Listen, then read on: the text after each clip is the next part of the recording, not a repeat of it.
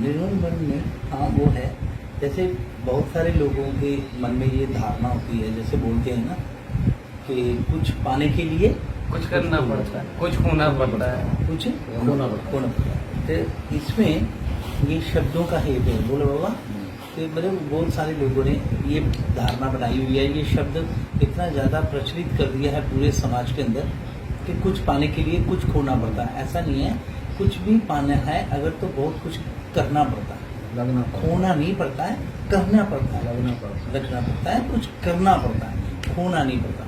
तो ऐसे ही बहुत सारे शब्द संतों के लिए भी आए हैं, संत महात्माओं को भी बोला गया है कि जैसे बहुत सारे शब्द ऐसे आते हैं तो जिनमें से एक है कि मस्त राम मस्ती में, हम लोग बोलते हैं आग लगे बस्ती में। ऐसा नहीं है, साधु संत ऐसी भावना थोड़ी रखते हैं कभी। महात्मा को ऐसा तो कभी बोल ही नहीं सकता है कि मस्त राम मस्ती में है, महात्मा है मस्ती में है और आग लगे बस्ती में। क्यों लगे बस्ती में आग? तुम्हारी क्या मतलब है? हमारा क्या मतलब होता है आग लगाने का? हम तो कर ही नहीं सकते। चिराग जले बस्ती में, रोशनी हो, प्रकाश हो। मस्त राम मस्ती में, चिराग जले बस्ती में, घर घर में लो प्रकाश हो। ये धारणा होनी चाहिए, ये भावना है। यही लोगों ने उसको प्रचलन ऐसा बना दिया, प्रचलित कर दिया, इतना प्रचार कर दिया कि वो शब्द ही खराब करके रखती है। तो ऐसे ही ना दो ऐसे आपस में मित्र थे, भगवान के बड़े अनन्य भक्त, रांका बांका दोनों। लेकिन दोनों की साधना बड़ी परिपक्व, बहुत ज्यादा भगवान को प्यार करते थे, बहुत ज्यादा। लेकिन दोनों साथ रहते थे और दोनों साथ रह करके आपस में साधना, भगवान का भजन, पूजा पाठ, भगवान को भोग लगाना, खिलाना। जब भी अपने घरों में उन्होंने नित्य नियम करने के बाद भगवान का जब आरती और भगवान को स्नान कराना अलग अलग अपने घरों में, तो दोनों अपने अपने घरों में स्नान करते थे, कराते थे ठाकुर जी को। लेकिन प्यार इतना था कि दोनों एक दूसरे का ख्याल करते थे, एक दूसरे का उनको याद आती थी अपने घर में बैठ के, तो ठाकुर जी को प्रणाम करते थे, कहते थे ठाकुर जी मेरा जो मित्र है उसको सद्बुद्धि देना और उसके ऊपर कृपा रखना, उसका परिवार ठीक ठाक रहे। और वो आपके चरणों में सब जितने भी उनके परिवार के परिजन हैं वो सब आपके चरणों में प्रेम रखें, श्रद्धा रखें, भक्ति उनको आप आशीर्वाद दें और भक्ति बनी रहे। ये दोनों की धारणा थी, दोनों मन में भगवान को प्रार्थना करते थे, अपनी पूजा करते समय, फिर भोग लगाना, फिर भोग लगाते समय भी ना वो एक दूसरे का ख्याल करते थे कि यार हे ठाकुर जी वो क्या खिला रहा होगा आपको, मैं तो आपको इस वक्त मक्खन या मिश्री खिला रहा हूँ, जब मेरे पास खीर है, जब मेरे पास सत्तू है, चिड़वे हैं, जो कुछ भी है ये मैं खिला रहा हूँ, वो क्या खिला रहा होगा?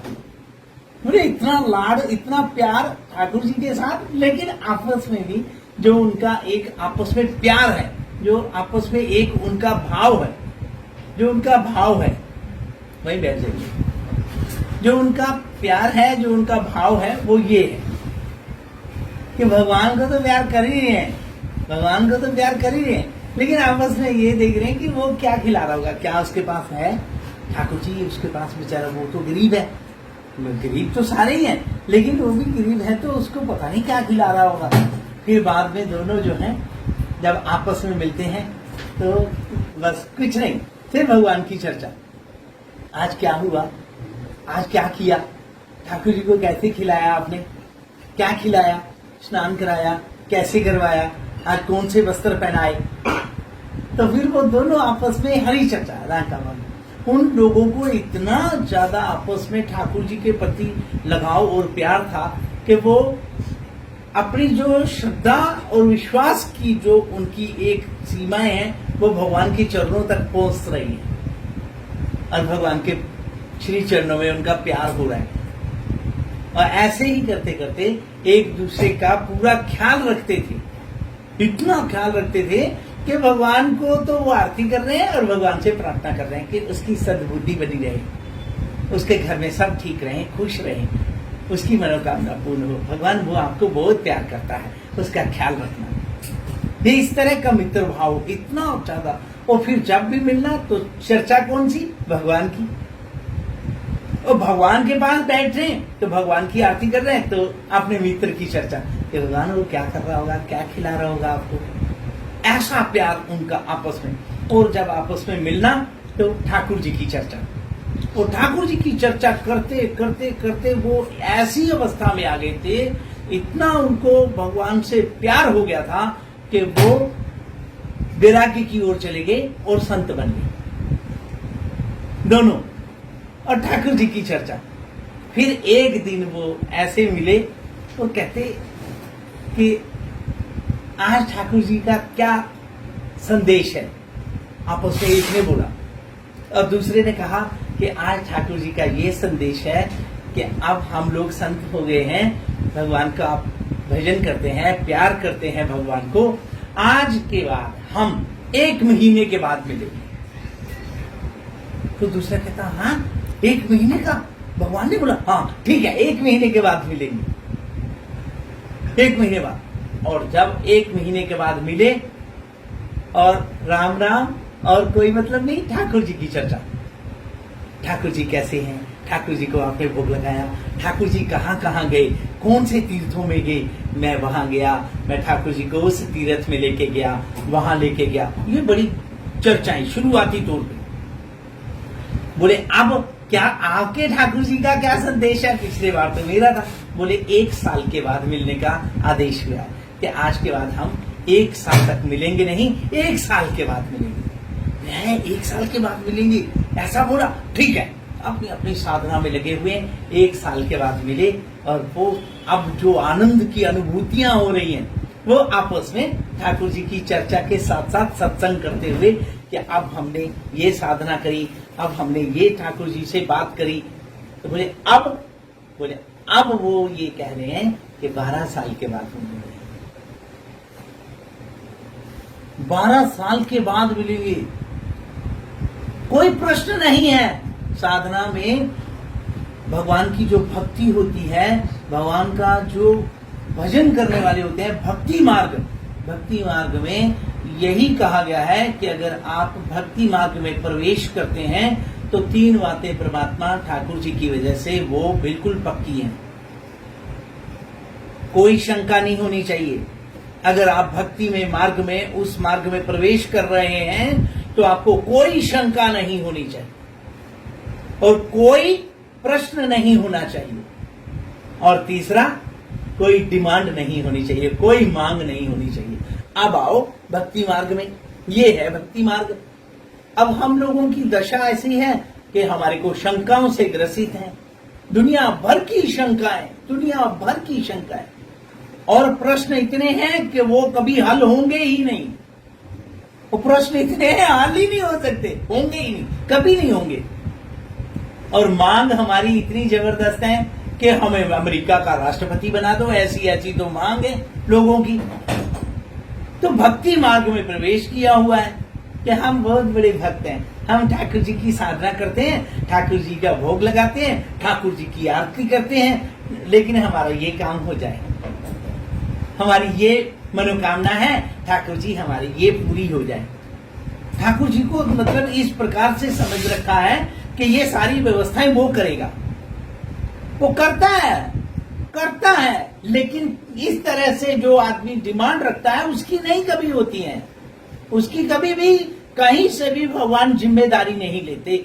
भगवान जिम्मेदारी लेते हैं पूर्ण रूप से जो समर्पित हो जाए, पूर्ण रूप से जो समर्पित हो जाए और कोई किसी प्रकार की शंका ना रहे, कोई किसी प्रकार का प्रश्न ना रहे और किसी भी तरह से कोई मांग नहीं हो, कुछ नहीं मांगना है, मुझे कुछ नहीं चाहिए, मुझे कुछ नहीं चाहिए, बस अर्थ न धर्म न काम रुचि गति न चाहो निर्वाण जन्म जन्म सिया राम पद यह वरदान राम। ये भरत जी कहते हैं कि मुझे कुछ नहीं चाहिए, अर्थ नहीं, धर्म की कोई ऐसी कोई कि धर्म को लेकर के मैं आपको कहूं कि मैं धर्मात्मा हूं और मेरा ख्याल रखिए, धर्म की भी कोई पुष्टि नहीं चाहिए मुझे। अर्थ न धर्म न काम रुचि, कोई कामना नहीं है। गति न चाहूं निर्वाण, कोई मोक्ष पद की प्राप्ति की मेरे को कोई कामना नहीं है। आपके चरणों की जन्म जन्म जब भी जन्म हो, आपके चरणों की सेवा का मेरे को ऐसा सौभाग्य प्राप्त हो, ऐसा सौभाग्य प्राप्त हो कि मुझे कभी कोई शंका ना हो, कोई प्रश्न ना हो और कोई मांग ना हो, आपके चरणों की भक्ति मिले। ऐसी भक्ति 12 साल के बाद, ऐसी साधना, ऐसी तपस्या करने के बाद जब ये दोनों संत मिले तो आकर के बैठे, बस मुस्कुरा रहे हैं, बोल नहीं पा रहे हैं। क्या प्यार था इनका बचपन का। साधना करते करते इतना प्यार था कि आज ये उस अवस्था में पहुंच गए। कहते तो यही हैं महापुरुष कि जब साधना की उस परमात्मा की उस अपार कृपा का जब प्रसाद प्राप्त होता है तो वाणी मौन हो जाती है, बोल नहीं सकते हैं। प्रश्न है ही नहीं है, प्रश्न है ही नहीं है। आप सत्संग में भी क्या बोलोगे, भगवान बड़े सुंदर हैं, वो तो है ही है, मेरे कहने से थोड़ी हो जाएंगे, वो तो है ही है। भगवान बड़े दयालु हैं, ये तो जो सारे संसार जानता है। क्या बोले भक्त, बस वो प्रसन्न चित्त हो रहे हैं। ठीक वैसी स्थिति हो गई है, एक गूंगा जिसकी जुबान नहीं है, बोल नहीं सकता है, उसके मुंह में रसगुल्ला डाल दिया जाए और उसके बाद उसे पूछा जाए कि कैसा लग रहा है, इसका स्वाद कैसा है, तो वो क्या बोलेगा, आओ आओ आओ, ऐसा ही बोलेगा। तो क्या रसगुल्ला ऐसा है? वो अपनी तरफ से पूरी कोशिश कर रहा है उस स्वाद को बताने की, लेकिन वो बोल क्या रहा है। ऐसे ही जब उस अवस्था में कोई महापुरुष पहुंच जाता है तो कथाएं तो गा लेते हैं, बातें तो कर लेते हैं, ठीक गूंगे की तरह बता नहीं पाते। क्यों? क्योंकि ये वाणी का विषय नहीं है, अब ये अनुभव का विषय है। वाणी का विषय नहीं रह गया, वाणी का विषय तो है ही नहीं, बस अनुभव का विषय है। अनुभव हो रहा है कि रसगुल्ला बड़ा बड़ा स्वाद है, आनंद आ रहा है, रस टपक रहा है मुंह में और बड़ा बहुत आनंद आ रहा है, वो वाणी से नहीं बोल पा रहा है। ऐसे ही दोनों जब मिले और एक दूसरे को देख के प्रसन्न हो रहे हैं, खुश हो रहे हैं, बहुत बहुत हृदय प्रफुल्लित हो रहा है कि ठाकुर जी के हम बचपन के मित्र, ठाकुर जी के सेवक आज आपस में बैठे, तो कोई तो चर्चा करनी होगी, कुछ तो बोलना पड़ेगा। तो एक ने बोला, कहां तक पहुंचे, ध्यान देना है। एक महापुरुष ने बोला, कहां तक पहुंचे। ये तो साधना है ना। बोले बस और कुछ नहीं, बस यही पूछा, यात्रा है, कहां तक पहुंचे। तो वो बोले कि कन कन में भगवान है, भगवान की कसम मैं यहां तक पहुंच गया। वो दोनों का देखो कितना प्यार था, कितना प्यार था कि एक ही जैसी चर्चा करते थे हमेशा। एक साल, एक महीना अलग हुए, फिर ऐसे 2 महीना, 4, फिर 6 महीना, फिर 1 साल, फिर ऐसे कई लगातार उन्होंने साधना करते आज 12 साल के बाद मिले हैं ऐसे संत, और आपस में चर्चा हो रही है ठाकुर जी की, उस परमात्मा की जो परम पिता परमेश्वर इस जगत का जो मालिक है, जिसके नाम से पत्थर भी तर जाते हैं, उसकी चर्चा हो रही है। किस शब्दों में सत्संग हो रहा है, किन शब्दों में बोला जा रहा है कि कहां तक पहुंचे। तो वो बोले हैं कि कन कन में भगवान है, भगवान की कसम ये मैंने देख लिया। और बोले, इशारा किया, मुंह से बोल नहीं पा रहा है लेकिन इतना आनंदित हो रहा है, और दूसरे की तरफ इशारा करके बोला, आप। बोला, कन कन ही भगवान है, भगवान की कसम। एक बोल रहा है कन कन में भगवान है, भगवान की कसम। देखिए कितना समान है उनका, आपस में मिलता है कि मैंने देख लिया है, कन कन ही भगवान है। और दूसरा बोलता है कन कन ही भगवान है, भगवान की कसम। राधा रानी की जय, श्री गिरिराज जी महाराज की जय। राम राम।